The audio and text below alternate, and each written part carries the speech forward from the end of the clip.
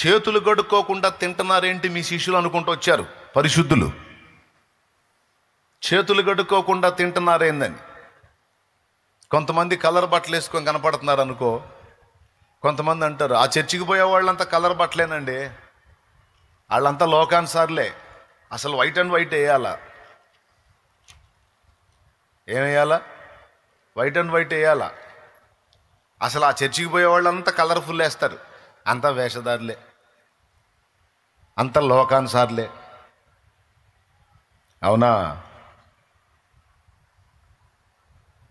మరి ఏది పవిత్రత, ఏది పరిశుద్ధత అంటే తెల్లని వస్త్రాలు మాత్రమే కట్టాలి, అది పరిశుద్ధత, పవిత్రత. మరి అట్లయితే పరలోకంలో రంగురంగులు ఉండొద్దు కదా, ఓన్లీ వైటే ఉండాలి కదా. పరిశుద్ధుల తెల్లని వస్త్రములు అంటే పరిశుద్ధుల నీతి క్రియలు అన్నాడు బైబిల్ గ్రంథంలో. ప్రపంచంలో దేవుడు సృష్టించిన రంగులే ఇవన్నీ. అయితే దేవుడు చెప్పిన హెచ్చరిక ఏంటంటే లోకానుసారమైన వేషం వేయకుండా పరిశుద్ధులకు తగినట్టుగా మీరు పైకి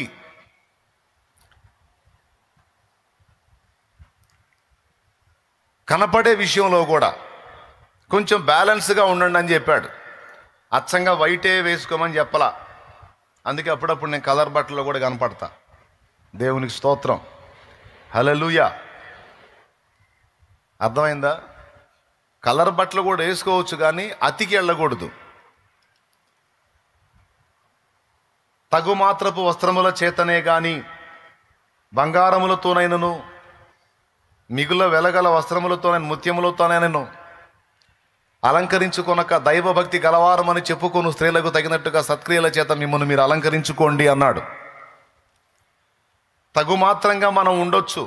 అచ్చంగా వైటే వేసిన వాళ్ళు పరిశుద్ధులు, కలర్ వేసిన వాళ్ళంతా లోకానుసార్లు అనుకోకూడదు, అది మళ్ళీ వేషధారణ అయింది. అంటే ఇప్పుడు కొంతమందికి ఎలా ఉంటుందంటే సైకాలజీ, వీళ్ళు వైట్ అండ్ వైట్ వేసుకుంటారు కదా, కలర్ వేసుకునే వాళ్ళందరినీ పురుగులు చూసినట్టు చూస్తారు. నన్ను వెంబడించే వాళ్ళు ఎవరు అట్లాంటి పని చేయొద్దు. నీకు ఇంట్రెస్ట్ ఉందా, వైట్ వేసుకుంటున్నావు వేసుకో. కలర్ వేసుకునే వాళ్ళని పురుగులను చూసినట్టు చూడొద్దు. వాళ్ళ శరీరానుసారులు అని, లోకానుసారులని, పాపులని, నువ్వేదో పరిశుద్ధుడివి పరిశుద్ధురాలు అని ఫీల్ అవ్వద్దు. ఎందుకంటే కొన్నిసార్లు తెల్ల బట్టలు కొనుక్కోవడానికి డబ్బులు లేని స్థితిలో కూడా కలర్ బట్టలు వేసుకునే వాళ్ళు ఉన్నారు. కొన్ని పర్సనల్ ప్రాబ్లమ్స్ వల్ల కూడా కొంతమంది స్త్రీలు కలర్ బట్టలు వేసుకునే పరిస్థితి ఉంటుంది. వెంటనే ఆవేశంతో ఊగిపోయి వాళ్ళు కలర్ బట్టలు వేసుకున్నారు లోకానుసార్లని వెంటనే సర్టిఫికేట్లు ఇవ్వద్దు. ముఖం పగలు కొడతాడు యేసయ్య. దాన్ని ఒక ఆచారం చేయొద్దు. తెల్ల బట్టే కట్టాలి, తెల్ల వస్త్రమే వేయాలని ఒక ఆచారం చేయొద్దు. మైండ్ బాగున్న వాళ్ళకి నేను చెప్పేది అర్థమైద్ది. దేవునికి స్తోత్రం. నీకు ఇంట్రెస్ట్ ఉందా వేసుకు. ఇప్పుడు నా తెల్ల బట్టలు అంటే ఇష్టం, వేసుకున్నా. చిరాకు పుడితే కలర్ బట్టలు వేసుకుంటా. అయితే ఓవర్ యాక్షన్ చేయకుండా, హడావుడి వేయకుండా, ఏదో దేవభక్తుడు, భక్తి సాధకుడు అంటే దానికి తగ్గ అవతారం కూడా కనపరచాలి కాబట్టి దానికి తగ్గట్టుగా ఉండాలి. వేరే వేరే విధంగా వ్యవహరించాను అనుకో తేడాగా ఉంటుంది. అలాగే స్త్రీలు పురుషులు అందరూ కూడా. కానీ కొంతమంది కొన్ని సంఘాలు ఏం చేసినాయి, ఆచారం చేసినాయి, తెల్ల బట్టలే కట్టాలి, తెల్ల బట్టలే వేయాలి, ఆచారం చేసినాయి కొన్ని సంఘాలు. ఇక ఈ ఒక్క ఆచారమే కాదు, ఇక చాలా ఆచారాలు ఉన్నాయి సంఘాల్లో. ఈ ఆచారాలన్నీ ఫాలో అయిన వాళ్ళేమో పరిశుద్ధులు, వీటిని ఫాలో అవ్వకపోతేనేమో వాళ్ళు పాపులు అన్నట్టుగా ఒకళ్ళ మీద ఒకళ్ళు అతిశయపడతా ఉంటారు సంఘాలోళ్ళు. ఒక సంఘం వాళ్ళు ఇంకో సంఘాన్ని అట్ట తృణీకరిస్తూ ఉంటారు. నేను చెప్తున్నా, ముంగమూరి దేవదాసు అనే దైవజనుడు ఒక మాట చెప్పాడు పరిశుద్ధాత్మ ప్రేరణలో. ఏ మతమును కానీ, ఏ వ్యక్తిని కానీ, ఏ డినామినేషన్ని కానీ దూషింపరాదు, ద్వేషింపరాదు. తెలియనివి ఏవైనా ఉంటే దేవునిని అడిగి తెలుసుకో అన్నాడు. మళ్ళీ చెప్తాను, ఏ మతమును కానీ, ఏ వ్యక్తిని కానీ, ఏ డినామినేషన్ను కానీ దూషింపరాదు, ద్వేషింపరాదు. తెలియనివి దేవునిని అడిగి తెలుసుకొనవలెను అనే ఒక సూక్తి చెప్పాడు. ఆయన ఫోటో ఉన్న దగ్గర కింద ఆ సూక్తి ఉంటుంది. చాలా మంచి సూక్తి. దైవిక ప్రేమను, సామరస్యతను చక్కగా కొనసాగింపజేసేటువంటి సూక్తి అది. నీకేదన్నా అర్థం కాకపోతే దేవుణ్ణి అడుగు, దేవుడు అర్థమయ్యేటట్టు చెప్తాడు. అంతేగాని నువ్వు చేసిన పని అవతలాళ్ళు చేయలేదని ఆచారాలు పెట్టి అవతలాళ్ళని పురుగులను చూసినట్టు చూడొద్దు. ఫర్ ఎగ్జాంపుల్, నువ్వు బొట్టు తీసేసావు, వినండి బాగా, నువ్వు బొట్టు తీసేసావు. ఒక ఆమె బొట్టు పెట్టుకొని వచ్చింది దేవుని సన్నిధికి. ఆమె అన్యుల మధ్యలో ఉంటుంది, అన్యురాలుగా ఉండి రక్షణలోకి వచ్చింది. ఫ్యామిలీ ఒప్పుకోలేదు, బొట్టు పెట్టుకొని వచ్చింది. ఇక ఈ బొట్టు కనపడితే చాలు ఇక పురుగు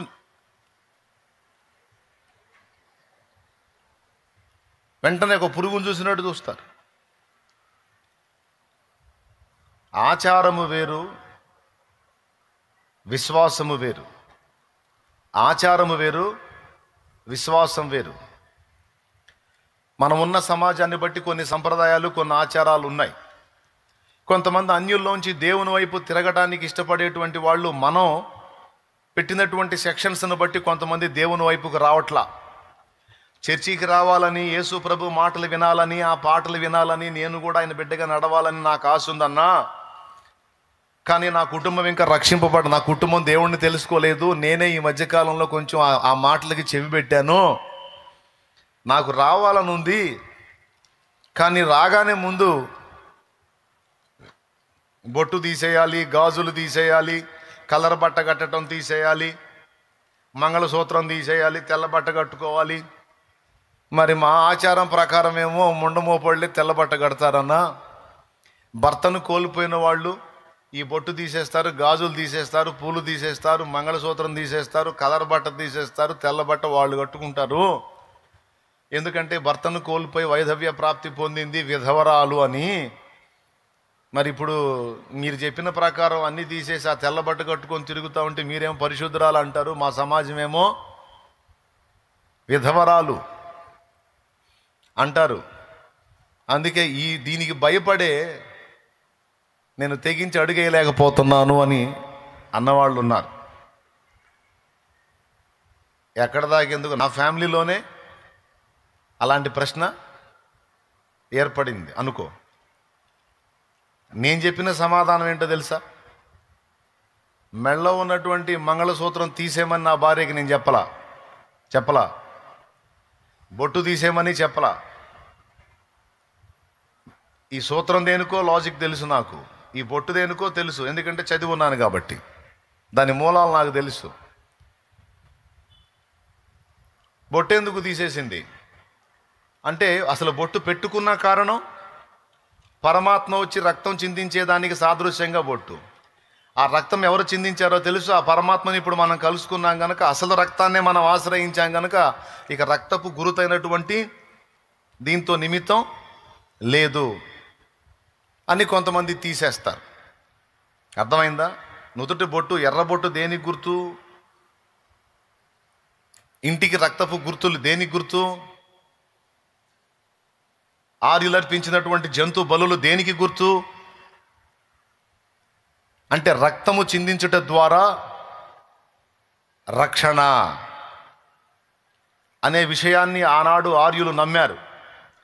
అందుకే వాళ్ళు పరమాత్మను సమీపించాలనుకున్నప్పుడు జంతు బలులు అర్పించారని వేదం చెప్పింది. పాప పరిహారార్థమై జంతు బలులు చేశారు. అలాగే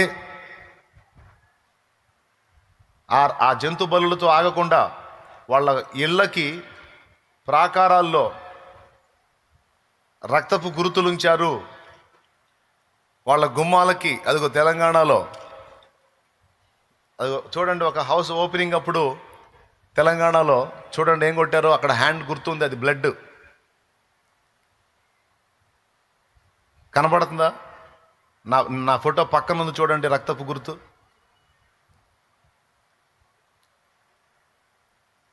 అదిగో చక్కగా నీట్గా బిల్డింగ్ కట్టుకొని దాని గుమ్మానికి ఆ పక్క ఈ పక్క ఏం ముద్ర కొట్టారు? జంతువుల రక్తాన్ని చేతులతో అద్ది ఆ గుర్తు కొట్టాడు. ఎందుకు కొట్టాడు అంటే, రక్తము ఏ గుమ్మాల మీద కనపడిద్దో కీడు అనేది ఆ ఇల్లు దాటిపోయిద్ది అని అర్థం. వాళ్ళు పెట్టుకున్న సూచన.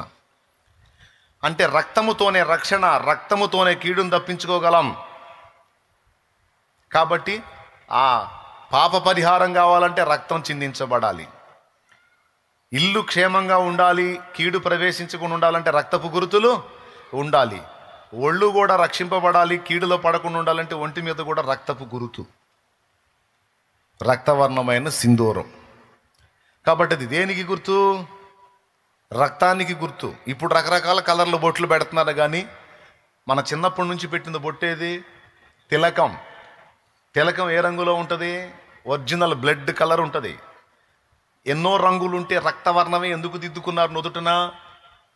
అట్లా కూడా ఒక సంకేతం ఇస్తున్నారు, రక్తము ద్వారానే పరమాత్మను చేరగలం, ఆమోదం పొందగలం అని. దేవునికి స్తోత్రం కలుగునుగాక. ఇప్పుడు ఈ జంతువుల రక్తం మనిషి పాపాన్ని తీసేసిద్దా? తీసేయలేదు. మరి ఇప్పుడు కంటికి కన్ను, పంటికి పళ్ళు, గొర్రెకు గొర్రె, బర్రెకు బర్రె, మనిషికి మనిషి. మనవాడు ఎవడన్నా హత్య చేశాడు, జైల్లో పడ్డాడు అనుకో, సార్ ఒక బర్రెను తోలుతాను సార్ లోపలికి, మా వాడిని వదలన్నట్టు వదులుతారా? వదలరు. గొర్రెకు గొర్రె, బర్రెకు బర్రె, మనిషికి మనిషే జామీన్ ఇవ్వాలి. అవునా? మనిషికి మనిషే ఉత్తరవాదిగా ఉండాలి, అప్పుడు వదులుతారు, లేకపోతే వదలరు. అలాగే ఈ మనుషులందరి పాపముల కొరకు, మన పాపానికి పశువు బలైనట్టు, మనందరి పాపముల కొరకు లోక పాపములని మోసుకొని పోవడానికి దేవుని గొర్రెపిల్లగా యేసయ్యే వస్తాడు. ఆయన మనందరి పాపముల కొరకు ఆ శిలువలో ప్రాణం పెడతాడు. ఆయన రక్తం కారుస్తాడు. ఆ రక్తమునందు విశ్వాసం ఉంచిన వారందరూ నిత్య జీవాన్ని స్వతంత్రించుకుంటారు. వదకు తేబడిన గొర్రె మౌనముగా కసాయివాని ఎదుట ఉన్నట్టు యేసయ్య చూడండి మౌనం వహించాడు. అక్కడ లోక పాపములని మోసుకొని పోవడానికి వచ్చిన దేవుని గొర్రెపిల్ల, ఒక గొర్రె తనను హింసిస్తుంటే ఎలా మౌనంగా ఉంటుందో, యేసయ్య ఒక తిరుగుబాటు చేయలేదు, ఆయన మౌనంగా సహించాడు. ఆ దెబ్బలన్నీ ఎవరివో తెలుసా? ఇదిగో నీ చేతులతో నువ్వు చేసిన పాతకాలకు అదిగా ఆయన చేతులు అప్పగించాడు. ఆ చేతుల్లో శీలలు కొట్టబడ్డాయి. నువ్వు నేను కాళ్లతో నడిచిన చెడు నడతకు ఆయన పాదాలు అప్పగించాడు. ఆ పాదాలకు శీల కొట్టబడింది. మనం తలలో ఆలోచించిన తప్పుడు ఆలోచనలకు అదిగా ఆయన తల అప్పగించబడింది, అది ముళ్ళ చేత గుచ్చబడింది. మన సర్వ శరీరంతో మనం చేసిన పాతకాలకి ఇందాక మీరు చూశారు, ఆయన శరీరాన్ని అప్పగించాడు. ఆ శరీరము నాగలి సాళ్ల వలె దున్నబడింది.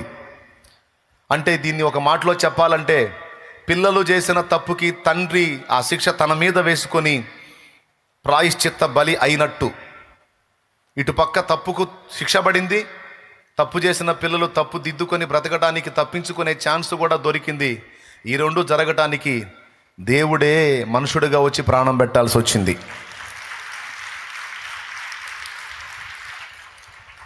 నా ప్రభు ఆ పని చేయకపోతే నీకు నాకు నిత్య జీవం చేరే దారే లేదు. ఇది సత్యం. వేదం చెప్పినది అదే, బైబిల్ చెప్పినది అదే. దేవునికి స్తోత్రం కలుగునుగాక. అర్థమైందా? వాళ్ళు రక్తము ద్వారానే రక్షణ, మనం కూడా రక్తము ద్వారానే. అది మనమేమో యేసు రక్తం తెలుసుకున్నాం కనుక, యేసు నామం తెలుసు కాబట్టి డైరెక్ట్గా ఆయనకే ప్రార్థన చేస్తున్నాం. వాళ్ళకి నామం తెలియదు కాబట్టి గురుతులు వేసుకొని తిరుగుతున్నారు ఇప్పటికి కూడా. ఇప్పుడు మనం చెబుతుంది ఏంటంటే, నుదుటన పెట్టుకున్నవే తిలక వర్ణం, రక్తవర్ణం, అది యేసు రక్తాన్నే సూచిస్తుంది. అదిగో నీ కొరకు ఆ రక్తం చిందించబడింది కనుక నుదుటన పెట్టుకున్న దాంతో కాదు, నువ్వు ఆశ్రయించాల్సింది యేసు రక్తాన్ని అని చూపిస్తున్నాం. ఒక్క మాటలో చెప్పాలంటే, అపోస్తలుల కార్యం 17వ అధ్యాయంలో పౌలు చెప్పినట్లు, ఓ ఏథెన్సు వారలారా, తెలియక మీరు దేని యందు విశ్వాసం ఉంచుచున్నారో దానినే మీకు ప్రచురపరుస్తున్నామన్నట్లు, తెలియక మీరు ఏదైతే ఫాలో అయ్యారో, దేని యందు విశ్వాసం ఉంచారో దాన్నేనయ్యా నేను చెబుతుంది, ఇంకో కొత్తదేం కాదు అని అర్థమయ్యేటట్టు చెప్పడం. నా భార్యకు సూత్రం తీసేయమని నేను చెప్పలా, బొట్టు తీసేయమని నేను చెప్పలా, గాజులు తీసేయమని నేను చెప్పలా. కావాలంటే అడగండి, చెప్పలా. నేను ఎవరికి చెప్పలా. నువ్వు చెప్పావుగా నాకు అవన్నీ తీసేయమని అన్నవాళ్ళు ఎవరో రాండి ముందుకి. దేవునికి స్తోత్రం. నీకు ఇష్టమైంది నువ్వు తీసేసుకున్నావు, నాకు సంబంధం లేదు. ఎందుకంటే అన్నీ పెట్టుకోవటం అన్యాచారం అయితే అన్నీ తీసేయటం మన ఆచారమైంది. ఏది మళ్ళీ చెబుతా, అన్నీ పెట్టుకోవటం అన్యాచారం అయితే అన్నీ తీసేయటం మన ఆచారమైంది, మనదొక ఆచారం అయిపోయింది. నేను చెబుతున్నా, ఆచారాలని దృష్టిలో పెట్టుకొని వాళ్ళు మనల్ని ఎలాగ ద్వేషిస్తున్నారో, ఏదో అన్నీ తీసేశామని, అలాగే వాళ్ళు అన్నీ వేసుకున్నారని వాళ్ళ ఆచారాన్ని దృష్టిలో పెట్టుకొని మన వాళ్ళు వాళ్ళని ద్వేషించడం కూడా కరెక్ట్ కాదు. దేవునికి స్తోత్రం. కానీ కొంతమంది అట్ట కాదు, పురుగులను చూసినట్టు చూస్తారు. విశ్వాసులే, తప్పు బిడ్డ, అలా చేయొద్దు. బొట్టు పెట్టుకొని వచ్చింది సన్నిధి కంటే అక్కడ పరిస్థితి ఏంటో నీకు తెలుసా? తెలియదు. కాబట్టి అర్థం చేసుకో. తనకు తెలుసు నుదుటను ఉన్నటువంటి ఆ సింధూర వర్ణం యేసు రక్తానికి సాదృశ్యంగానే ఉందన్న సంగతి తెలుసు. యేసు రక్తాన్ని ఆశ్రయించాలని తెలుసు. కానీ తన సమాజం ఇంకా రక్షణలోనికి రాలా, తన ఇరుగు పొరుగుల రక్షణలోకి రాలా, తన ఇంటివారు రక్షణలోనికి రాలా. బొట్టు తీసేయమన్నారు, గాజులు తీసేయమన్నారు, సూత్రం తీసేయమన్నారు, ఇట్లా మాటలు చెప్తున్నారు కనుక మాకు చర్చికి రాబుద్ధి కావటల్లా. అలాంటి ఆచారాలు లేకపోతే చక్కగా మేము కూడా వచ్చి ఆ యేసు ప్రభుని సేవిస్తామంటే సంతోషంగా రమ్మని చాలామందిని ఆహ్వానించాను నేను.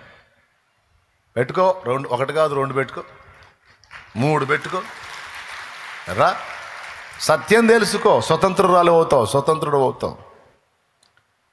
2 కాబట్టి 4 వేసుకో గాజులు, ఏమైంది?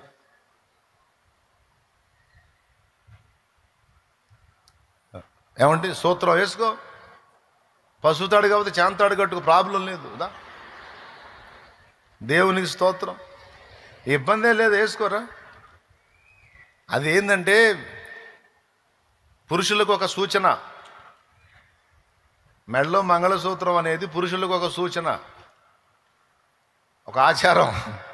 ఒరే పరపురుషులారా, ఇదిగో నేను ఒకనికి భార్యనయ్యాను, ఒకనికి చెందిన స్త్రీని అయిపోయాను, ఇక నా వైపు మోహపు చూపులు చూడొద్దు, నన్ను గూర్చి ఆలోచించొద్దు, నన్ను వివాహానికి కోరొద్దు అని ఒక సంకేతం, మౌన సంకేతం అది, అంతే తప్ప ఇంకొకటి ఏం కాదు. కాబట్టి ఇక్కడ ఉన్నవాళ్ళు కానీ లైవ్లో వినేవాళ్ళు కానీ, నీకు పాసిబిలిటీ ఉండి నీకు ఏ ఇబ్బంది లేకపోతే, నీకు అది బరువు అనిపిస్తే తీసేసుకో, నాకు సంబంధం లేదు. కానీ కొన్ని కుటుంబాలు ఇంకా రక్షణలోనికి రాలేదు గనక ఇలాంటి వాటిని చూపించి వాళ్ళని అడ్డగించటం, మనం కొన్ని దిక్కుమాలిన ఆచారాలు ప్రతిపాదించటం కరెక్ట్ కాదు అని నేను చెప్తున్నా. దేవునికి స్తోత్రం కలుగును గాక. మరి అట్లయితే విగ్రహార్పితం కూడా తినొచ్చుగా అంటారేమో, అది వేరు. మళ్ళా అది విశ్వాసానికి సంబంధించింది, అది విశ్వాసానికి సంబంధించింది. విశ్వాసం వేరు, ఆచారం అది. పంజాబ్ వాళ్ళు పంజాబ్ డ్రెస్ వేసుకుంటారు, అది వాళ్ళ ఆచారం. ఆంధ్రప్రదేశ్ వాళ్ళు చీర కట్టుకుంటారు, ఇది మన ఆచారం. ఇప్పుడు మన పంజాబ్ వాళ్ళు మన చీర కట్టుతున్నారు, మనం కూడా పంజాబ్ డ్రెస్ వేసుకుంటున్నాం. దేవునికి స్తోత్రం. ఏమండి, నడుస్తుంది అట్లా ఇట్లా. కానీ ఆచారం అయితే ఏది మెయిన్? పంజాబ్ వాళ్ళు ఏం కడతారు? పంజాబీ డ్రెస్ అనేది అక్కడ వచ్చింది, పంజాబ్ వాళ్ళు వేసుకునే బట్టలై. ఆంధ్రప్రదేశ్, తమిళనాడు, కర్ణాటక ప్రాంతాల్లో చీర కడతారు, ఇది మన ఆచారం. ఏమండి, వెనకట ముసలోళ్ళు 7 గజాల చీర కట్టేవాళ్ళు అంట. ఎన్ని గజాలు? 7 గజాల చీర కట్టేవాళ్ళు అంట. చుట్టటం ఇక కట్టెకు చుట్టినట్టు. దేవునికి స్తోత్రం. అట్లాగా కొన్ని పట్టిడవలసినవి ఉన్నాయి, కొన్ని పట్టుకోవాల్సినవి ఉన్నాయి. ఈ ఒక్కటే కాదు, ఇక చాలా విషయాలలో కొన్ని విషయాలు మనం పట్టు విడవాల్సినవి ఉన్నాయి, కొన్ని గట్టిగా పట్టుకోవాల్సినవి ఉన్నాయి. ఇక్కడ యేసు ప్రభు నేర్పుతున్నాడు, పారంపర్యాచారముల నిమిత్తము మీరెందుకు దేవుని వాక్యము నిరర్ధకం చేస్తున్నారు? దేవుని వాక్యం ఏం చెప్పింది? మీలో ఎవరికైనా తల్లిదండ్రి ఉంటే వాళ్ళని సన్మానించాలి, గణపరచాలి, ప్రేమించాలి, ఆదరించాలి అని దేవుని వాక్యం చెప్తుంటే మీరేం బోధించారా? పారంపర్య ఆచారము మీ బొందాని. తల్లిదండ్రులను చూసంట, అమ్మా నాన్న, నా వలన నీకేది ప్రయోజనమో అది దేవార్పితం, కోర్బాను అని చెప్పిన ఎడల ఇక వాళ్ళకి మీరేం సేవ చేయనక్కర్లేదని బోధిస్తున్నారు. ఎవడు చెప్పాడురా? ఇది మీరు కల్పించారా? దేవుడు చెప్పాడా? దేవుడు ఏం చెప్పాడు?